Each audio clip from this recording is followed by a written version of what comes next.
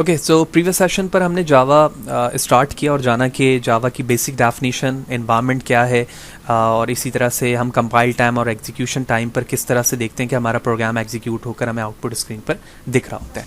तो इस सेशन पर जावा डेवलपमेंट किट को हम एक्सप्लोर करेंगे और JDK, JRE और JVM में क्या डिफरेंसेस हैं वो सारी चीज़ों को हम जानेंगे यहाँ पर। तो लेट गेट स्टार्टेड। तो 3 इंपॉर्टेंट चीज़ें हैं जो जावा के बैक हैंड पर चल रही होती हैं इंटरनली, ठीक है। वो क्या क्या है? तो उनमें सबसे पहले है JDK, फिर JRE और JVM। तो सबसे पहले हम समझते हैं JVM, which mean Java virtual machine. So what is? तो Java virtual machine is an abstract machine. It is called a virtual machine because it doesn't physically exist on your machine. It is a specification that provide a runtime environment in which Java bytecode can be executed. तो ये physically मौजूद नहीं है बल्कि virtually है, और ये वाजे कर रहा है कि जब आपका जो इन्वायरमेंट है उसमें जो भी प्रोग्राम है जो आपने .java पे लिखा है वो बाइट कोड में किस तरह से कन्वर्ट होगा और एग्जीक्यूट होगा, ये जिम्मेदारी जावा वर्चुअल मशीन की है. It can also run those programs which are written in other languages and compiled to Java bytecode. इसकी ये भी जिम्मेदारी है कि अगर कोई दूसरी प्रोग्रामिंग लैंग्वेज में चीज़ें लिखी गई हैं तो वो उसको कंपाइल करके बाइट कोड में कन्वर्ट करें. So what is actual byte code? तो मैंने रिप्रेजेंट किया हुआ है कि byte code actually it is a program code that has been compiled from source code into a low level code design for a software interpreter. यानी low level language के code पर design करने के लिए हम बाइट कोड को यहाँ पर यूज़ कर रहे हैं, और यही इसकी जिम्मेदारी है कि आपके .java क्लास को .class में कन्वर्ट करें by using low level code design, जो कि सॉफ्टवेयर इंटरप्रेटर के लिए होता है.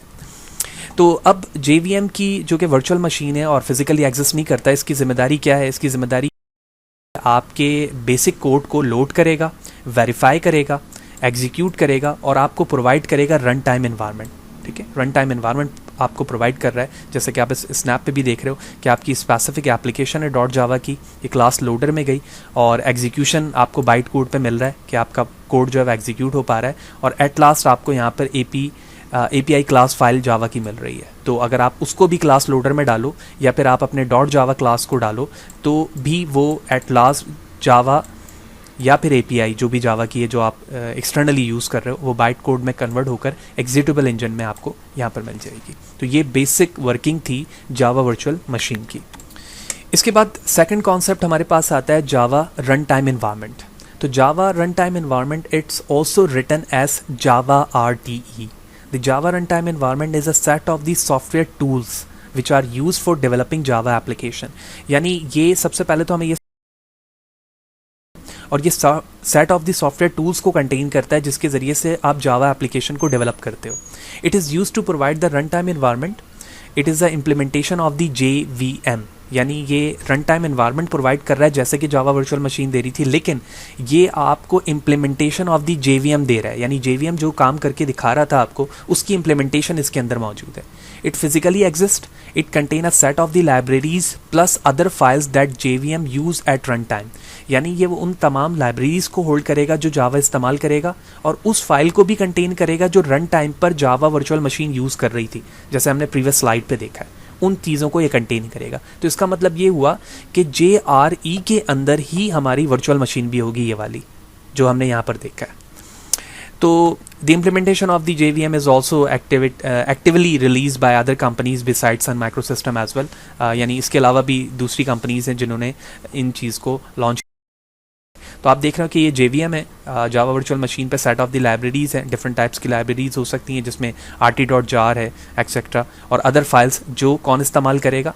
जावा वर्चुअल मशीन. ठीक है, JVM जो कि यहाँ पर मौजूद भी है. और ये जो कंप्लीट स्नैप है ये JRE की है. ठीक है, तो JRE के अंदर आपको दिख रहा है जावा वर्चुअल मशीन, और जावा वर्चुअल मशीन क्या इस्तेमाल कर रहा है? वो लाइब्रेरीज इस्तेमाल कर रहा है जो उसको रन टाइम पे चाहिए, और JRE के अंदर सेट ऑफ लाइब्रेरीज तो एक्चुअल ऑलरेडी ही मौजूद हैं जो हमें डेफिनेशन भी बता रही थी. अब थर्ड चीज़ आती है जावा डेवलपमेंट किट, जो एक्चुअल में सबका पेरेंट है. इन दोनों चीज़ों का पेरेंट जावा डेवलपमेंट किट है, क्योंकि जावा डेवलपमेंट किट इन दोनों को कंटेन करता है. तो खुद जावा डेवलपमेंट किट क्या चीज़ है? Actually, the Java Development Kit is a software development environment which is used to develop Java application and applet as like the JRE. तो JRE भी सेट ऑफ एप्लीकेशन टूल था, लेकिन ये set of the software है जो कि आप के एप्लीकेशंस को डेवलप करने के लिए इस्तेमाल हो रहा है. It physically exist and it contain JRE plus development tools. तो ये क्या क्या चीज़ें कंटेन कर रहा है? तो ये रहा हमारा Java development kit which mean this one. इसमें हमारे पास JRE है जो हमने प्रीवियस स्लाइड पे देखा, ठीक है, और इस JRE के अंदर हमारे पास JVM है, ठीक है.